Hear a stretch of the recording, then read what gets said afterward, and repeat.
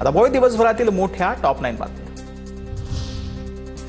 Azad Maidan E चलन निर्णयाविरोधात आंदोलन, माल वाहतूकदारांकडून राज्यभर चक्काजाम आंदोलन करण्याचा इशारा। आंदोलनात रिक्षा, टॅक्सी, बस, ट्रक चालक सहभागी होणार, पोलिसांकडून बंदोबस्त तैनात।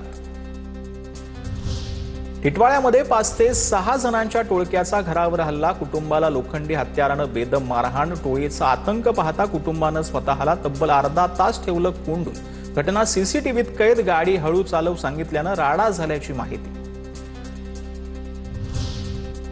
तर डॉलरच्या किमतीमध्ये रुपया 58 पैशांनी मजबूत झालाय। काल रुपया 92.15 प्रति डॉलर बंद झाला होता। आजचा व्यवहार सुरू होताना रुपया प्रति डॉलर 91.57 पैसेवरती उघडलेला आहे। जळगावमध्ये सोन्या चांदीच्या दरामध्ये सलग दुसऱ्या दिवशी घसरण झाली। सोन्याच्या दरामध्ये 700 रुपयांनी तर चांदीच्या दरामध्ये 1000 रुपयांची घसरण झाली। सोन्याचे दर जीएसटीसह 1,66,000 तर चांदीचे दर जीएसटीसह 2,80,000 आहे।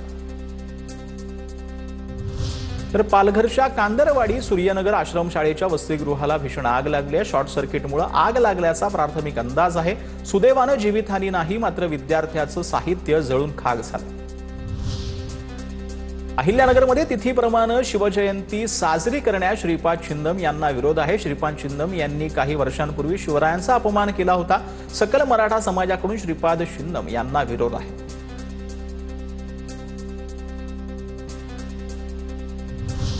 नाशिकच्या घोटी बुद्रुकमध्ये दहशत माजवणाऱ्यांची पोलिसांकडून धिंड काढण्यात आली। नाशिक जिल्हा कायद्याचा बालेकिल्ला बोलायला लावत आरोपींची पोलिसांनी धिंड काढली।